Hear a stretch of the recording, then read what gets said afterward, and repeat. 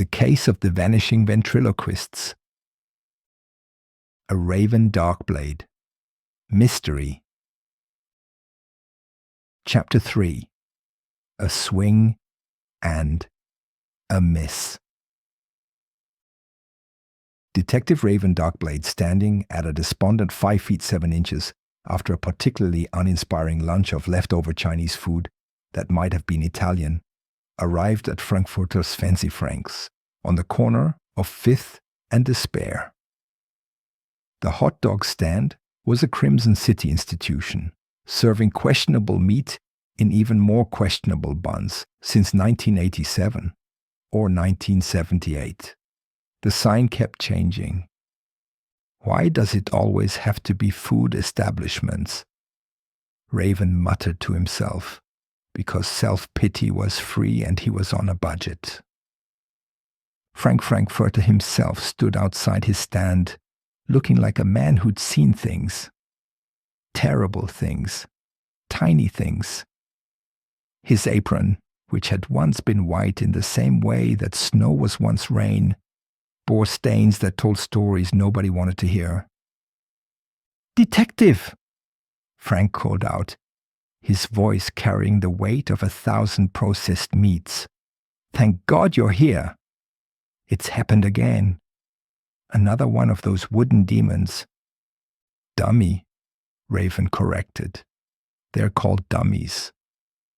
This one was no dummy. He ordered a hot dog with extra mustard. Then he paid with exact change. Exact change. Do you know how creepy that is? Raven had to admit it was pretty creepy. Nobody had exact change anymore. It suggested premeditation. "Where is he now?" Raven asked, already dreading the answer. Frank pointed up with a shaking finger that had definitely touched too many hot dogs. There, swinging gently from a tiny noose attached to the hot dog stand's awning, was little Tommy Twitch. The dummy was dressed in a miniature sailor suit that made him look like he'd gotten lost on the way to a very small yacht. His little wooden feet dangled exactly 3 inches above the condiment tray, close enough to almost touch the relish, but never quite making it. "When did this happen?" Raven asked, pulling out his notepad, which was now a handful of napkins from Frankfurter's, because he'd eaten the Chinese takeout menu. 20 minutes ago. Maybe 30. Time moves differently when you're traumatized. Frank's hands fluttered like butterflies having an anxiety attack. He came up to the counter, ordered a hot dog with everything, then asked if I'd seen his show. His show? That's what he said, in that creepy little voice. "Have you seen my show? It's to die for." Then he laughed. Ha ha ha ha ha. Just like that. Capital letters and everything. Raven examined the scene with the keen eye of someone who definitely seen scenes before. The noose was perfectly proportioned for a dummy, made from what appeared to be tiny rope, or possibly very thick thread. The knot was elaborate, the kind of thing you'd need tiny hands to tie, or regular hands with a lot of patience, or magical puppet hands, which was still Raven's leading theory. "Did anyone else see this?" Raven asked, his height creeping back up to 5 feet 9 inches with renewed purpose. "Oh, yes." A woman emerged from behind a nearby mailbox, where she'd apparently been hiding. She wore a hat with plastic fruit on it, because fashion was subjective and she'd chosen wrong. "I'm Gladys sees a lot. And I see a lot. It's right there in my name." "Tell me what you saw, Mrs. Seesalot," Raven said, too tired to question the convenient naming conventions of Crimson City. "I was walking my invisible dog, he's very shy, when I saw little Tommy Twitch, walking down the street, walking, with his little wooden legs, He was whistling The Lonely Goatherd, but in a minor key, which made it deeply unsettling. Then what? He stopped at the hot dog stand, had a pleasant conversation with Frank here about the weather. Apparently it's going to rain wooden tears, then suddenly produced the rope from nowhere. He tied the noose himself, threw it over the awning, and, Raven prompted. He gave a little speech about how his owner, Terence Twitcherson, didn't appreciate true art. How Terence made him do the same tired routine every night. The crow flies at midnight. Joke that wasn't even funny the first time. Then he said, "The silence comes for those who don't applaud," and hanged himself. If dummies can hang themselves, can they? In this case, apparently yes, Raven said, making notes that looked more like ketchup stains because they were. "There's more," Frank interjected. "Right before he, swung, another dummy showed up. A shabby-looking one with a broken jaw and missing teeth. He watched the whole thing, then slow-clapped and walked away." "Can you describe this other dummy?" Raven asked, his detective instincts finally detecting something. "Cheap-looking, like someone bought him from a discount store and regretted it immediately. His tuxedo was held together with duct tape, and one of his eyes was clearly just a button someone had glued on. He moved wrong too, like his strings were tangled." Raven's mind raced like a turtle in a marathon, slow but determined. 3 dummies dead, 3 ventriloquists missing, and now a mysterious 4th dummy appearing at the crime scenes. The pattern was emerging like a magic eye picture, which is to say Raven couldn't see it no matter how hard he squinted. "Has anyone checked on Terence Twitcherson?" Raven asked. "I called his cell phone," Officer Jenny Shoutsloud said, appearing from nowhere because she'd learned dramatic timing from Raven. "It went straight to voicemail. The message was just screaming in what sounded like knock-knock jokes. Lots of knock-knock jokes." "That's either a cry for help or the worst voicemail greeting ever," Raven observed. "Knowing Terence could be both," Frank added. "He came here every Tuesday for the terrible comic special. Hot dog and a side of bad puns. I had to create it just for him."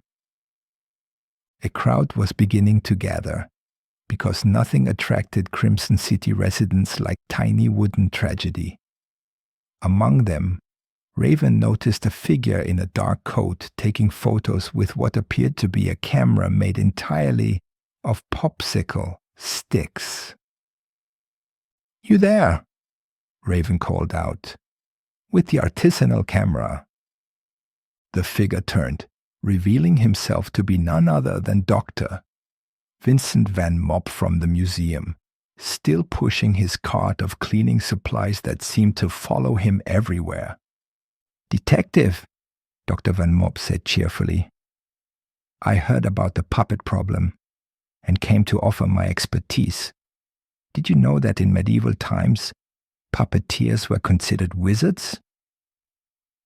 "This is a crime scene, not a history lesson," Raven said importantly. But history repeats itself." Dr. Van Mop gestured dramatically with a mop that had definitely seen better decades. 3 puppets performing their master's acts before dying dramatically? This mirrors the Great Puppet Uprising of 1823. "There was a puppet uprising?" Jenny asked. "We don't talk about it," everyone said in unison. Little Tommy Twitch continued to swing gently in the breeze that had started from nowhere, his painted eyes staring accusingly at nothing, or everything. With puppet eyes, It was hard to tell. Cut him down, Raven ordered. Carefully. We need to preserve the evidence. What evidence? Frank asked. It's a dummy hanging from a hot dog stand. What are we going to learn? His thread count. As if in answer, something fell from little Tommy's sailor suit pocket. A program for a ventriloquist show, but not just any show. Mortimer's Mediocre Magic and Mirth, scheduled for tonight at the Crimson City Community Center. Mortimer? Raven read aloud. Who's Mortimer? Oh, him, Frank said with the disgust of someone who'd seen too much. Worst ventriloquist in the city. Possibly the world. His dummy is so cheap it makes Tommy here look like he was carved by Geppetto himself. I saw his act once. 17 minutes of knock-knock jokes, where he forgot the punchlines. The dummy's jaw fell off twice. And he's performing tonight? Raven's height shot up to 6 feet 1 inch, with sudden interest. If you can call it performing. Last time more people left than entered. That's mathematically impossible, but it happened. Raven stared at the program, then at little Tommy twitch, then at the spot where the mysterious shabby dummy had stood. The pieces of the puzzle were falling into place like dominoes made of confusion.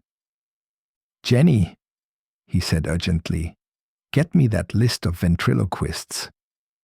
And find out everything you can about Mortimer and his mediocre dummy. Already on it, Jenny said, pulling out a list she'd apparently been carrying this whole time. Though you might want to know, 3 ventriloquists have called in sick to their shows tonight. Jerry jokes a lot, Winston wisecracks, and Terence Twitchison. Sick with what? They didn't say. Their assistants just said they were indisposed, and definitely not being held captive by anyone or anything. That's very specific, Raven noted. Suspiciously specific, everyone agreed. As the sun began to set over Crimson City, which looked positively puce in this light, Raven felt the weight of the case settling on his shoulders like a very heavy puppet. 3 ventriloquists missing. 3 dummies murdered, in increasingly theatrical ways. And somewhere out there, a mediocre dummy with a broken jaw was planning something. Everyone stay alert, Raven commanded. And whatever you do, if you see a dummy walking around, especially one carrying smaller dummies in an infinite regression of wooden horror, don't engage. Call for backup. What if the backup is also dummies? Gladys Cicelo asked. Raven didn't have an answer for that. In Crimson City, it was entirely possible. To be continued? Mediocrely. Author's note. This chapter is dedicated to all the hot dog vendors who have never had to deal with suicidal puppets, which should be all of them. Also to little Tommy Twitch, who died as he lived, small and unsettling. Any resemblance to actual puppet hangings is purely coincidental and deeply concerning. The management recommends not Googling Puppet Uprising 1823. We don't talk about it.